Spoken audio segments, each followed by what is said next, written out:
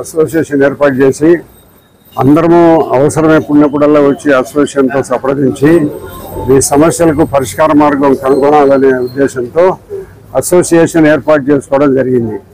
దాంట్లో మీరు president, secretary మరి ఎవరెవరు కమిటీని ఎన్నుకున్నారో ఏమో తెలియదు నాకు. ఇంకా మీరు కూడా తర్వాత కమిటీని ఎన్నుకున్న తర్వాత మళ్ళీ ఒకసారి కమిటీ నన్ను కలవండి. తప్పకుండా ప్రభుత్వ పరంగా మీకు ఏదైనా అవసరం వస్తే సాయం తప్పకుండా చేస్తాను. మీలో ఉండబడింది నాకు తెలిసి, నాకు మా ఊర్లో కంసాలీలు ఉన్నారు. పొద్దుటూరులో చాలా కాలం నుంచి ఈ విరాట్ నగర్ ఇప్పించింది, ఈ పట్టాలు ఇప్పించింది కూడా నేనే, ఇల్లు ఇచ్చింది కూడా చాలా వరకు నేనే, భగత్ సింగ్ కాలనీ నేనే ఇప్పించిన ఎప్పుడు 40 ఏళ్ల కిందట. కాబట్టి అంతా ఈరోజు పెద్ద ఊర్లు అయిపోయినాయి. ఇప్పుడు విరాట్ నగర్ అంటున్నారు, ఇక్కడ భగత్ సింగ్ కాలనీ పేరు పెట్టినారు. రకరకాలుగా ఇట్లా పేర్లు పెట్టుకొని మీరందరూ స్థిర నివాసం చాలా వరకు నాకు చిన్నప్పటి నుంచి కూడా తెలుసు. మా ఊర్లోనే ఒక 5-6 కుటుంబాలు ఈ చెక్క పని చేసేవాళ్ళు ఉన్నారు. ఒక 5-6 కుటుంబాలు బండి కమ్ములు, ఇనుప అప్పుడు నాటుబడులు ఉంటాయి. ఆ నాటుబడుల కాలంలో ఇరుసులు కానీ కమ్ములు కట్టడం కానీ చేసేవాళ్ళు 2 రకాలుగా ఉన్నారు. వాళ్ళల్లో వడ్రోగులు అనేవాళ్ళు కానీ వాళ్ళలో కమ్మ వాళ్ళల్లో కానీ ఐక్యత తక్కువ. ఒకరు చూసి ఊరికి అసూయపడుతుంటారు, ఏం చేసేది లేదు, పెట్టింది లేదు. కాబట్టి నాకు తెలిసి మా ఊరు గ్రామంలో చాలా వరకు 5-6 ఇళ్ళు ఉన్నా కూడా ఒకరికొకరు పడేది కాదు. కాబట్టి ఒకరికొకరు పడకుండా మీరందరూ ఎవరి దావలో ఉండేటుంటే ఐక్యతకు చిహ్నం కాదు. అది ఐక్యతగా ఉండాలంటే కలిసిమెలిసి ఉండాలి.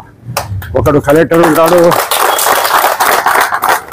మీలోనే ఒకడు పెద్ద అధికారి ఉంటాడు, ఒకడు చిన్న అధికారి ఉంటాడు.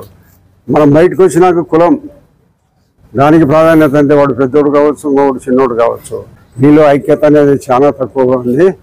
ఆ ఐక్యత అనేది మీరు ఎప్పుడైతే అభివృద్ధి చేసుకొని అందరూ ఏ చిన్న పని పడినా అందరూ కలిసికట్టుగా తన అనకుండా ఎప్పుడైతే మీరు ఉండగలుగుతారో, ఏదైనా అవసరం వచ్చినప్పుడు మీరు కలిసికట్టుగా వస్తే వీళ్ళకు కూడా ఎన్ని ఓట్లు ఉన్నాయి కదా. ఇప్పుడు అందరు ఓట్లకు భయపడదంటాం మేమంతా, ఎందుకంటే వీళ్ళు షడ చేసుకుంటే ఓట్లు లేరు అని వాస్తవ విషయం చెప్తాడా.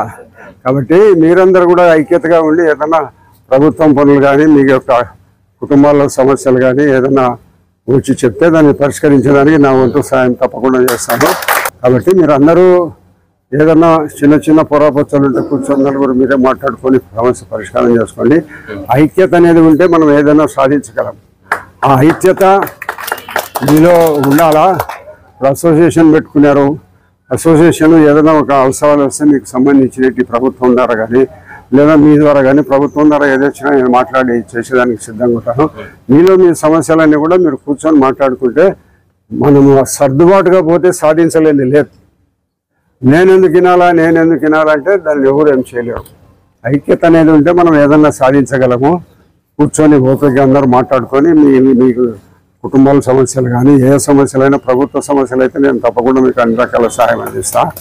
అంటే అసోసియేషన్ ఏర్పాటు చేసుకునేదానికి సంతోషము.